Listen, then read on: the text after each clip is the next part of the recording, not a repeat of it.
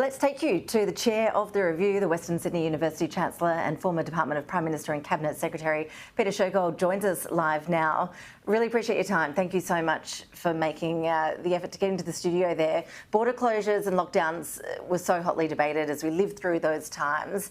And obviously now, with the benefit of hindsight, we can look back and make certain conclusions. What is the conclusion of this report? Were the lockdowns necessary? Well, the Premier is right. It's not an academic decision about lockdowns. The view is that lockdowns and border closures were necessary at the beginning. We didn't know much about COVID. We had to set things in place, get vaccinations, get protective clothing, make sure our hospitals weren't overburdened, set up systems of, contact tracing and vaccine distribution. So what a lockdown or border closure does is buy you time. But you then use that time for a purpose. And as we looked at it, we thought in many of these instances we didn't use that time well. And therefore we had to overreach, to overextend the dependence on lockdown. Let me say, I think we got many things right. The economic contribution and was important in JobSeeker and JobKeeper. But what we failed to get right is really focusing on the vulnerable groups, the people who are most likely to be badly affected by a pandemic. You also look at schools. Plenty of parents, I know, have serious misgivings about the decision to close schools. Obviously, schools were shut for much longer in some states than others. What do we know now about the impact of that decision to close them down? What we now know is the longer-term impact of shutting down schools, of disrupting school education, are becoming very evident. You might guess, of course, that you get disrupted education, but what is becoming increasingly evident is the impact that it's having on stress and anxiety and mental ill health of young people. We think that, if you were doing now, you would not shut down whole school systems. Schools, perhaps, but not whole school systems. Because we did know throughout this that young people were in fact the least likely to be infected by COVID and the least likely to be badly affected. We now know that schools were actually low places for transmission. So if you think about that, what we've done is to shut down schools in such a way that many of these young people will, I think, take years to recover from this. You mentioned the financial support that was offered from the government. That was a major plank of the federal COVID response. What were the consequences, though, of denying JobKeeper payments to certain groups of people?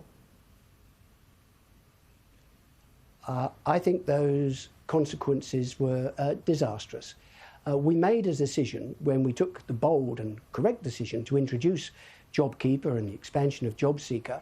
We made the decision that the 2.4 million temporary migrants who are here as workers, including international students, would not be eligible. In fact, we told them to go home. Most were not in a position where they could go home. And so the difficulty was that they had limited access to any government support. They were largely dependent on meagre savings and charity and friends. I think this was a very poor decision because what that meant, of course, is these individuals were thought that it may be necessary to breach lockdowns, to work when they were sick. In retrospect, we should have extended JobKeeper to all workers. We should have made sure that we extended to casuals. We should have made sure that those who didn't have sick leave got sick leave. And when we look at the vulnerable, we know the death toll in aged care homes was devastating. There was a lot of debate at the time about the reluctance to hospitalised aged care patients. And with the whole country focused on healthcare, it seems ironic now that it actually led to some groups of people unable to get the care they need. What are the long-term consequences? Do you fear that we will continue to see consequences for years to come from the way that we dealt with aged care and also the loss of healthcare services for disabled people in particular? Well, to the extent that there have clearly been increases in mental ill health and stress, yes, that will take years to play out. I think we are learning some things. way we dealt with old people in residential care communities in 2020, we're not doing then. You maybe remember back there it was often very difficult to get hospitals to accept people from aged care homes when they had COVID. And as a result, because care communities are not hospitals, as a result, I think far more people died than was necessary.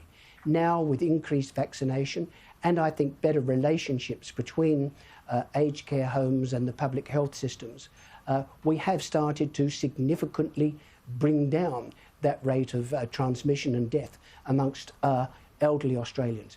It shows actually you can learn if you think what you got wrong the first time. As we know, and as the Premier, Daniel Andrews, has said today, there was no rule book. It was such an unusual time, and decisions that confronted our lawmakers really were unprecedented. But now that we have this report, we know that another inevitable pandemic is probably on the way. The experts keep telling us that we need to be prepared so that we can better swing into action if and when that happens down the track. What are the key recommendations from this report about how we can do that, how we can be better prepared next time? Well, there was no rule book, and every pandemic will be different. But I do tell you this, we can have a better rule book going into next one, and it can't just be a rule book, written down. We can practice it, we can trial it, we can see what happens, and we can do it with both ministers and public servants. And there are other things that we can do. We can make sure that when decisions are being made, they're being done in a transparent way, so we know why decisions are being made and why decisions are being changed. We can make sure the next time round that we talk more, governments talk more to business and the unions and community organisations, because they have a lot of expertise. We didn't use that enough. Let's have a rule book for the next time that makes sure we do. We can plan better. We'll never have the perfect rule book. Things will change. But let's not be caught short as we were on this occasion. I see the report recommends establishing an Australian Centre for Disease Control. What sort of power do you envisage a body like that having in terms of managing some of those key settings in the midst of a crisis? Well, we know Australians really, on a pandemic, have more faith, more confidence in health experts probably than politicians. We really owe it to ourselves to set up an Australian centre which can bring together all the data across jurisdictions to help us make and change the decisions on a pandemic. We can do that. But here's the thing, that centre must be independent. It's got to be apolitical. It can't be a political vehicle. As we all know, you're no stranger, Peter Shergold, to government process. Did the way Australia's structured in terms of the federation, the power we were all reminded of pretty quickly by the state premiers during the pandemic, did that help or hinder our management of the crisis? I think most Australians saw one positive thing as pandemic struck, and that was this crisis was a chance to work together, to take truly national decisions. And having seen how COAG had failed, I think there was a lot of excitement in the establishment of the National Cabinet to take decisions. And initially, it seemed to start to work quite well. But I think most people tended to lose heart because what so often happened in the once National Cabinet met was the Prime Minister and each of the Premiers and Chief Ministers would go and make their own press conferences, and they were subtly, sometimes significantly different. And so people who had hoped that the National Cabinet could help to overcome these jurisdictional barriers in our federation and have a national response, I think they were disappointed.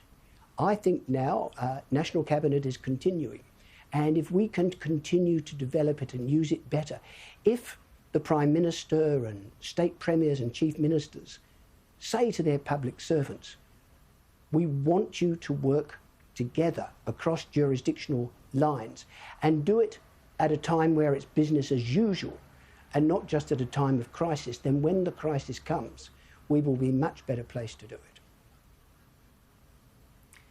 Professor Peter Shergold, mistakes were made, no doubt about that. Let's hope that our political readers read this review so that we can be better prepared for next time.